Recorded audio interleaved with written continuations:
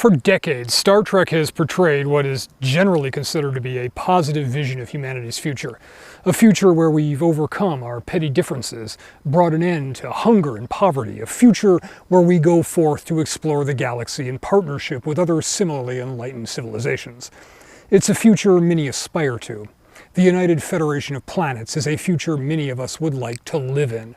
Starship Troopers, Robert Heinlein's book, and especially Paul Verhoeven's film, is usually held up as either a spoof of militaristic authoritarian systems or as a failed attempt that ends up glorifying broadly defined fascism. Very few people point to the United Citizen Federation and say, "I want to live there." And yet, they're the same picture. Well, almost. They're both 20th century American visions of the triumph of the 20th century American political system. And I say this as a blanket statement because the differences between these two federations are surprisingly minor and both follow in a clear line from some peculiarities of American history. The United States of America is a federation. At least we were. Structurally, we still are, even though in practice that's been quadruple bypassed in many janky ways, and most Americans don't think of themselves as living in a federation. So, quick history lesson for those that slept through Mr. Dubois' civics class. After gaining independence from the British, the 13 American colonies, which were independent states, hence why we call them states and not provinces or something else, formed a confederation. The rules governing it, the Articles of Confederation, made some suggestions about what the member states should do, but there wasn't really any mechanism to make it happen, making things like national defense and interstate infrastructure projects exceedingly difficult. So some aristocratic folks got together and called a convention to amend the Articles. Instead, they wrote a whole new constitution, this time a more centralized federation. It created a federal government with certain clearly enumerated powers, and the states decided that the benefits outweighed the hassle and signed on, after much haggling. This is why we have both a House of Representatives and a Senate, why we have the Electoral College, why state and local police can tell the feds to pound sand, on and on. We're not a country institutionally, we're a federation. Turning to these fictional projections from this basic federation framework, we see remarkable similarities between the two. Both Starship Troopers and Star Trek are distantly post-apocalyptic. The collapse event in Starship Troopers was social disintegration brought on by woolly thinking and weak hearts. And that was the soft spot which destroyed what was in many ways an admirable culture. The junior hoodlums who roamed the streets were symptoms of a greater sickness. Their citizens, all of them counted as such, glorified their mythology of rights and lost track of their duties. No nation so constituted can endure. After which, veterans took over and imposed a fair but harsh system of law with a foundation in duty and service. In Star Trek, the cataclysmic event was a global war. The details and timeline aren't consistent because we have over half a century of Trek stories, but the broad strokes are a war, a period of mass disorder, and somewhere in there humanity came together and went to the stars. First Contact jinx with things established in the original series and Next Gen, so I'm not going to treat it as absolutely definitive. Trek lore is pretty incoherent when you start picking it apart.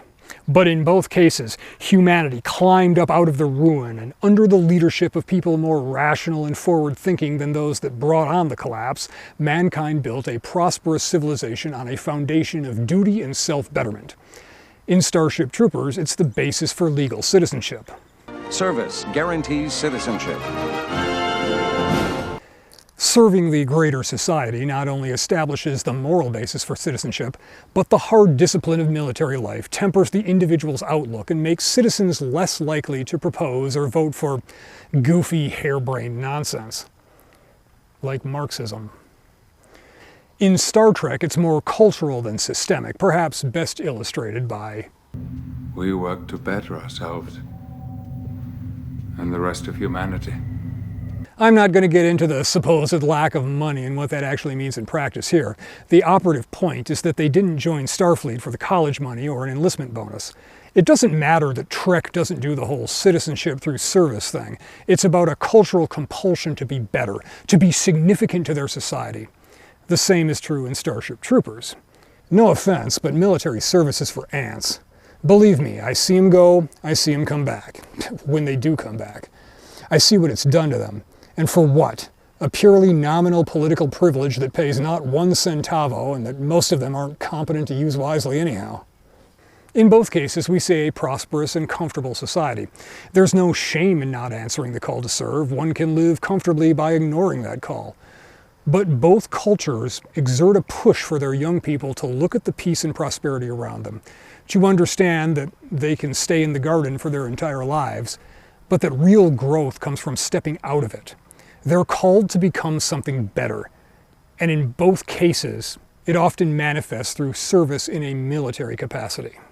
Of course, one could argue that Starfleet isn't military. Its primary mission is exploration. Fair point.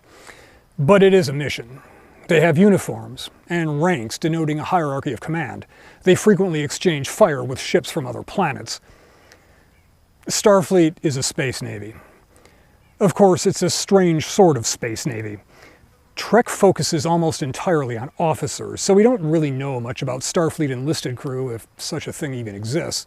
That's why I stayed an enlisted man. App station, Lieutenant. I see. But these officers do sometimes have their families living aboard ship.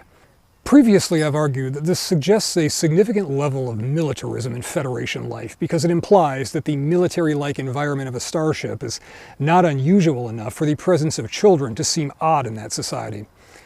But we could also make a case that it's hearkening back to the frontier. We're a frontier people deep down, explorers and colonizers. It wasn't just self-sufficient Daniel Boones trotting out into the frontier, flintlock in one hand and hatchet in the other, off to build a nation. Families settled the frontier, women and children out there braving the elements and Indian attacks. And had they been out there on their own, they'd have been slaughtered. Settlement of the frontier was made possible by the US military providing security and doing some damn distasteful things.